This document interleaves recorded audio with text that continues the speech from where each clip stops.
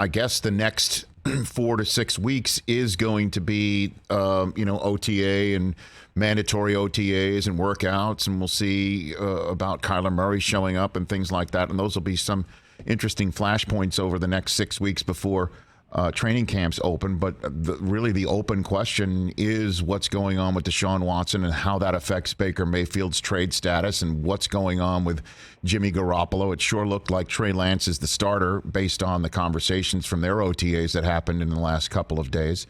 What's your read on that whole situation, certainly in the light of Deshaun Watson's appearance or lack of appearance or his accused appearances on HBO on Tuesday night?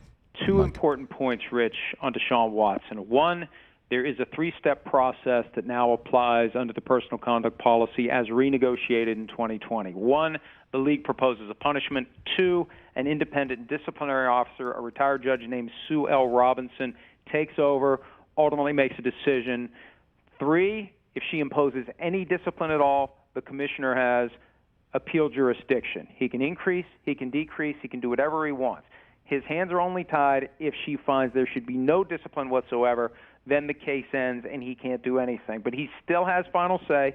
He still has no one hovering over his head once he makes a final decision. But that's the way that the process plays out. It's going to take time. And I would suspect that sooner than later we're going to find out, step one, what the league proposes so the disciplinary officer can activate her work and then the commissioner can do his work. And then we know by the start of the regular season at the latest, ideally the start of training camp, whether he's going to be missing all or some of the season. Secondly, this is an important thing to remember too, because this PR battle between the lawyers, I think a lot of stuff gets lost in the cracks. This isn't just, did he do it? Did he do what he's accused of? Did he engage in sexual misconduct during one or more massage therapy sessions up to and including 22? He's been cleared criminally. That's one thing. He's got the 22 civil cases pending. Okay, fine. We'll see what happens with those, whether they get settled or go to trial. The separate question, and this is a critical question, did he violate the standards articulated in the personal conduct policy? Because it's not just, did you engage in sexual misconduct? There are some catch-all provisions at the bottom of the list of things that players aren't allowed to do that are broad enough to say, you have brought discredit, you have undermined the integrity of the league.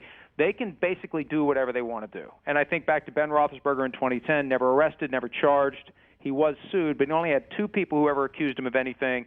He was suspended 6 games, reduced to 4. And when you look at the language of the letter that the commissioner sent to Roethlisberger in 2010, even though the circumstances are different, when you look at the language of that letter, you could very easily copy and paste it and apply it to Watson. So even if he's exonerated for everything he did, this idea that he was getting massages, and his lawyers admit that 3 of the 22 became consensual sexual activity.